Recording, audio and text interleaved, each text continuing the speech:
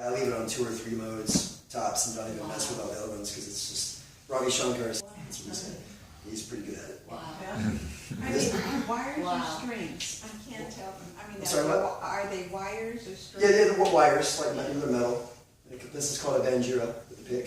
So your fingers around the pick, and it wants to resonate and ring on its own. That's what all the other strings do. Beautiful. Yeah, it's so beautiful.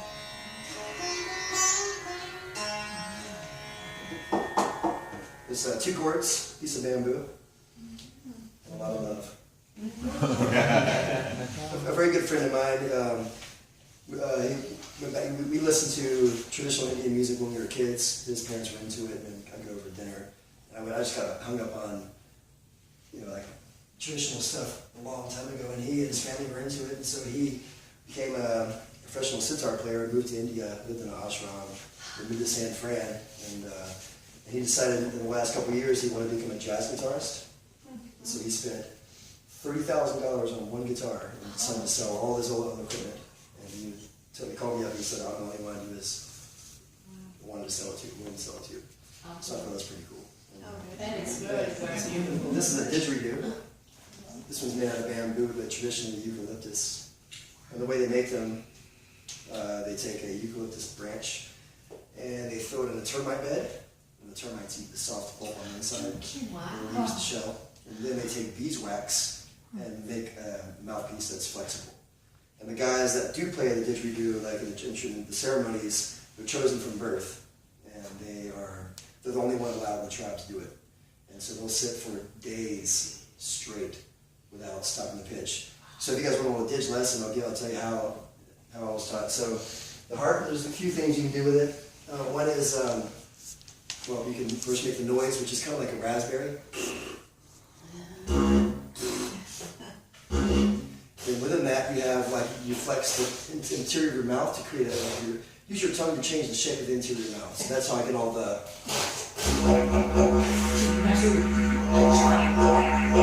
So there's all that in there. That's just all tongue action.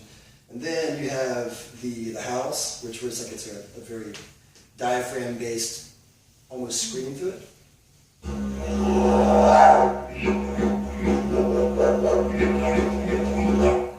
The hard part is the circular breathing. So that's where you're able to use your cheeks as a bellows and have about 3 seconds of air inside your cheeks to push out while you refill your lungs. So the trick to learn how to do that, you take a mouthful of water, shoot out a stream of water like a fountain. While you're doing that, breathing through your nose. That motion is how you breathe.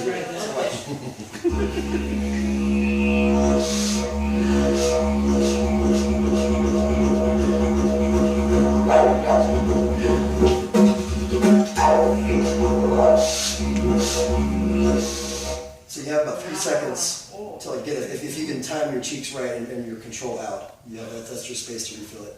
How do you spell it? IT. That's how I spell it. Yeah,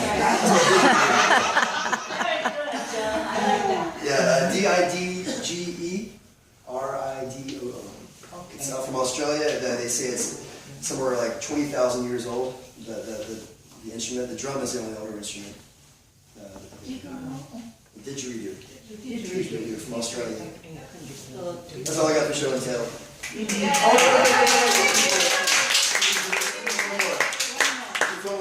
two-bone 13. This is a little tricky too. Okay, so this took a little while, but you can try in the bathroom. Maybe try in the shower. It's good for steam rooms and hard wall places. You can hear yourself do it. So you're making one pitch, and then you close the cavity of your mouth, and you using your tongue to create a hollow cavity right between your nasal output, right at the top of the roof of your mouth, and the gap coming out of your teeth. So at one pitch, you close your mouth and you create a harmonic sub pitch, or a harmonic pitch. Every pitch is made up of fractals, basically. So in this one pitch, you can break it down, lift the shape of the root inside your mouth, and dial in certain pitches. So I'll make the note like a regular note first, ooh, and then I'll add the movement to get the harmonic structure out of it. So bear in mind it's all one tone, but I'm changing it the harmonic structure with my mouth.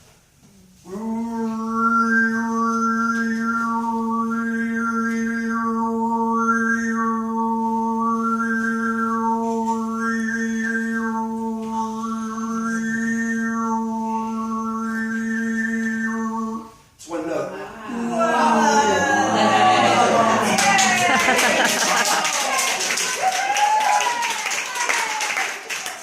See, that was the sun, and the way you can find that pitch, you say the word weir. You just go ooh weir. Then take your tongue and cup inside your mouth. Yeah, that's the start. That's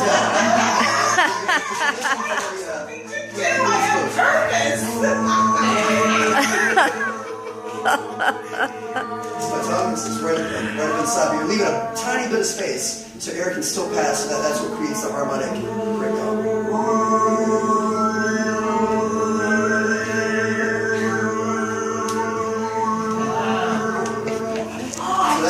That one is the noise from the sun. And you have the water noise, which is a lot harder. And this one, instead of harmonic, they're all kind of hard. This one, instead of using the upper registers of the harmonic, you're breaking the harmonic on the lower side. So I'll start with one note, and then I flex my throat here. And what happens, it creates your vocal cords are vibrating at a certain frequency. This allows them to vibrate at a half. But they're still touching it at one spot, but the resonation is coming out as two tones, and the one tone is like an octave beneath. So here's ooh.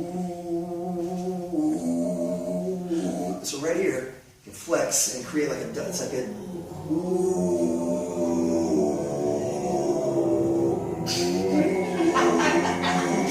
It's almost like you want to yell, but you don't want to yell. Almost.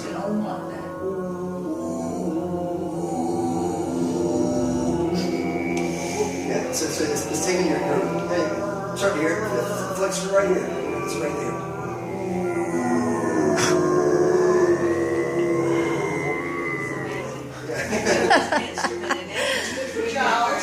Yeah, that was all that better. The turkey likes it. The turkey likes it. Yeah. The turkey likes it. Yeah, so that's Tuvan Mongolian throat singing. And those guys used to travel around like 6,000 years ago. And the nomadic Mongolian areas, and they would, in groups of 4, and they would play instruments and just travel and sing. And the little tribes would take care of them because they would bring music and happiness. There was a group in Savannah maybe 5 years ago that there was 4 of them. You saw 2 a month? Oh, cool. Breathtaking. They're amazing. Yeah. They get down. Like I just barely scratch the surface. Those dudes are insane. Whoa. Wow. Yeah. So that's all I got for show and tell. Yay!